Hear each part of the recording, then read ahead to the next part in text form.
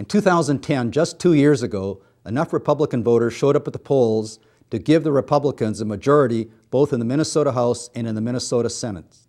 However, in November of 2012, the tables were turned and enough left-leaning voters showed up to provide the DFL with majorities in both chambers and, significantly, to defeat 2 constitutional amendments that right-wing Republicans had championed.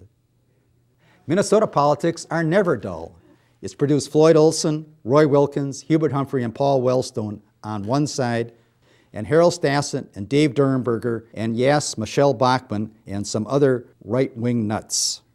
But let's not forget others who have been involved in the political process. Women Against Military Madness, Marv Davidoff, the American Indian Movement, or the local chapters of the Tea Party, and of course, gay rights organizations.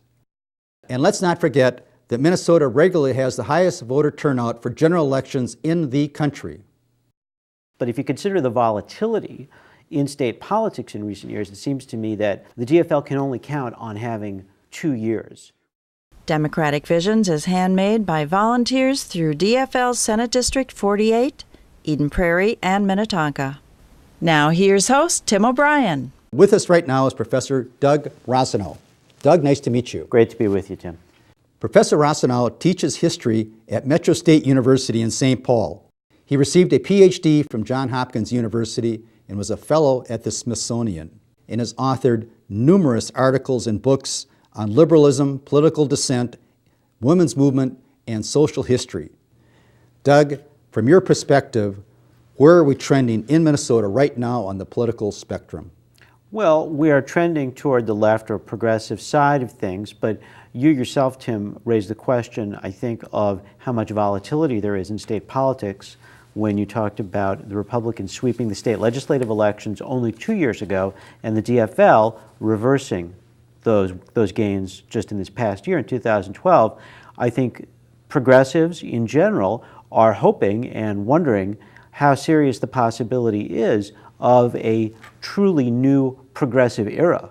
In a certain sense, the stars are aligned with the DFL in control of all of the offices, the major leadership positions in state government, and with I think, a relatively progressive DFL governor, more progressive than his last DFL predecessor, his mentor in certain ways, Rudy Perpich. I think where we are politically is at the crossroads of a few different trends, and one is the one I already alluded to that you mentioned, I think, and that is the volatility of state politics. I've lived in Minnesota for 15 years, and in that time, control of the state house, the lower chamber of the state legislature, has flipped 4 times.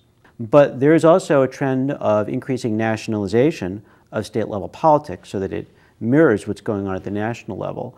And the third development that I think is quite significant and that very much relates to national politics, but also to what went on with some of the ballot initiatives here in the state, is the possibility that the era of the so-called culture wars is really in eclipse. The major impediment probably to a new progressivism, a true progressivism in state politics, is the same one that existed at the national level when President Obama first took office after 2008. And that is the fact that the Democrats, the DFL, at the state level will have to put so many resources and so much money into cleaning up the mess that has been left behind. Yeah. And the question is, are they going to be able to get past that and put forward an affirmative agenda of their own? What about what we seem to be seeing among the leadership over at the Capitol right now on the Democratic side? There's some reluctance on their part to expend political capital for some of the, what might be termed social issues, because the Democrats being in a majority is a position that they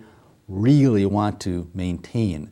A lot of people have been, I think, criticizing them preemptively for perhaps getting into issues like legalizing gay marriage, same-sex marriage, for example, too quickly, and some progressives, I suppose, might criticize them if they seem timorous or hesitant to leap into those issues. I think that the new DFL leaders in the legislature have been playing their cards close to the vest about how they're going to try to sequence their legislative priorities. But I think between the lines, it's pretty clear that they feel they need to deal with the budget first and foremost, and that they took control of the legislature partly because Obama had coattails, but also partly, particularly in suburban districts, because they made great hay out of criticizing Republicans in the legislature for not dealing with the budget and instead dealing with social issues. In terms of maintaining unity in the DFL caucuses with all the new members from suburban districts in both the state House and Senate, the top priority is going to be to deal with the budget and perhaps then near the end of the coming session to deal with other issues depending on what their level of political capital is. But if you consider the volatility in state politics in recent years, it seems to me that the DFL can only count on having 2 years. What causes that volatility in your estimation? It seems to me that in some ways the political era we live in now resembles that of the late 19th century, which is generally known to historians as the Gilded Age, which was a term coined by Mark Twain in a novel to refer to an era that worshipped wealth and the glittering appearance of wealth. It was an era of great and increasing wealth inequality. It was also, perhaps paradoxically, also an era of very close partisan competition. And you see both trends reappearing in our own time, a yawning and increasing inequality of wealth, at the same time very close and intense partisan competition. You know, if you look at the voting patterns in what you could call the second Gilded Age that we've been living in now for the last 20, 30 years, what you see actually is that voting patterns and partisan affiliation is more income skewed and correlates more with income than at almost any time in American history. In other words, the farther you go up the income ladder, the more likely are people to vote Republican, and the other way around with Democratic Party.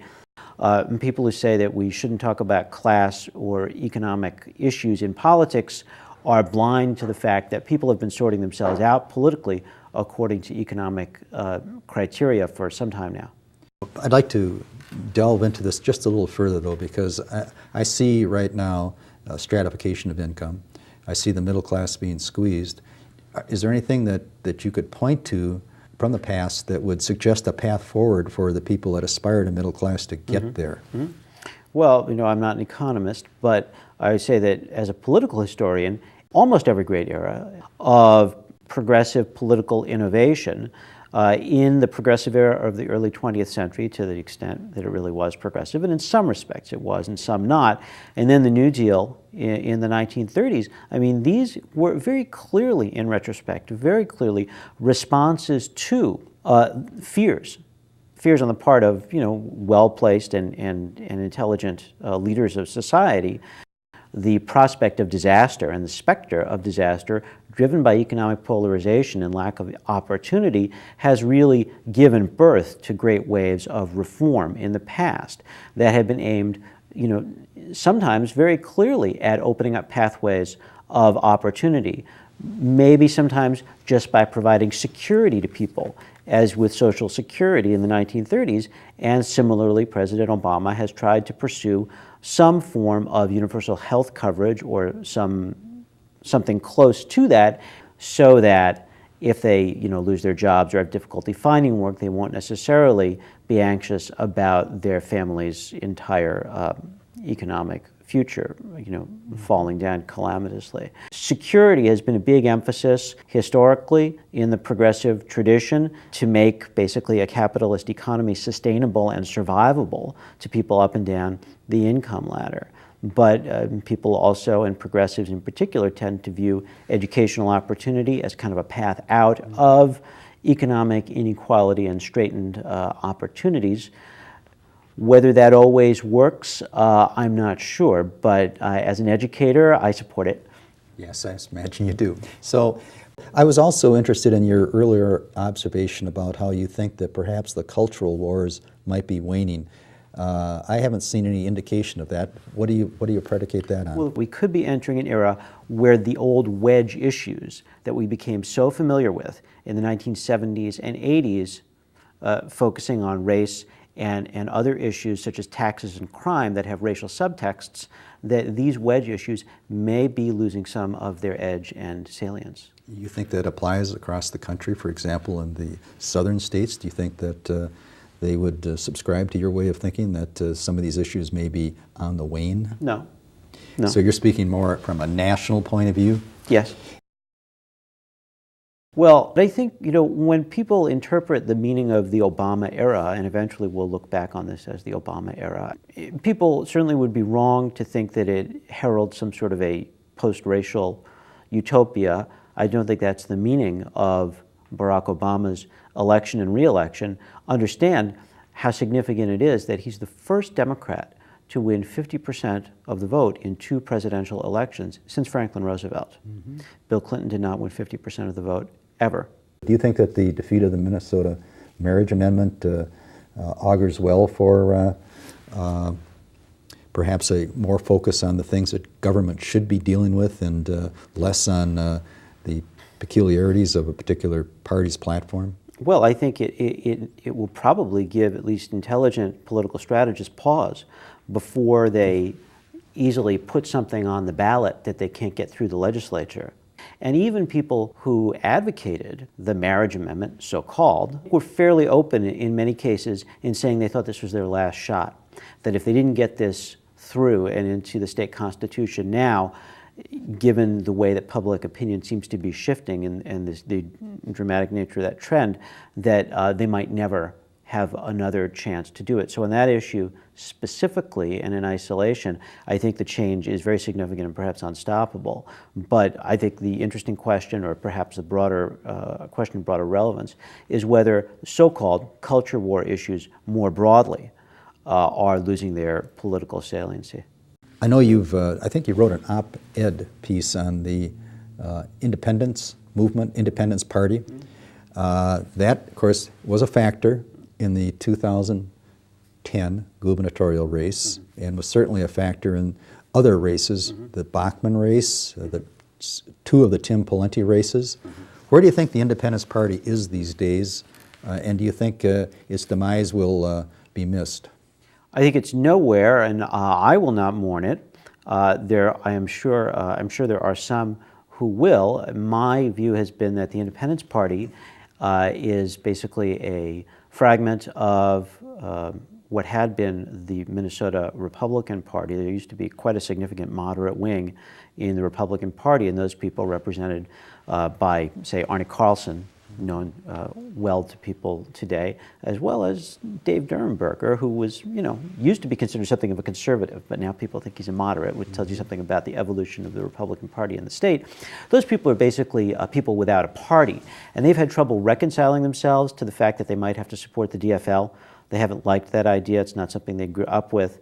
But I think the combination they offer of fiscal conservatism or responsibility with a more progressive or moderate stance on social issues is really not very different from what the DFL party offers in the state or what the Democratic Party offers in the country. So I don't think the IP really has much of a programmatic claim to be and to have a future as a separate or a third party. So I think what you'll see and what you're already seeing is its gradual demise and the migration of people who have voted for the IP into the DFL coalition, as long as the DFL is intelligent about the people it nominates and about the way it reaches out to them. Is there any legislation that you would hope that the state would adopt that would provide a pathway for a better future for the state?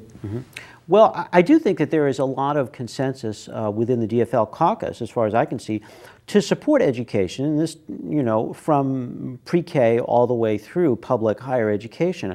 I think that's important because at least some areas of education clearly have been starved of funds, or even in the case of K through 12, robbed of funds with the so-called, borrowing of funds from school districts around the state to balance or to make it appear that we've balanced the state budget in the past. And we talk a lot about, in difficult economic times, the importance of infrastructure, building roads, bridges, rebuilding schools. That's all very important, both in terms of current employment, but also in terms of making investments in infrastructure that will improve human capital down the road. But I think it's also important when we think about jobs and investments in the future, not just to think about bricks and mortars, but also to think about investing in occupations that are concerned with human capital in the here and now, whether that's teachers, nurses, social workers, people who work with people and not just with things. Professor Rossinow, very interesting points of view. Thank you for appearing. Great to be with you, Tim. Democratic Visions is handmade by volunteers through DFL Senate District 48, Eden Prairie and Minnetonka. Lori Pryor, Chair.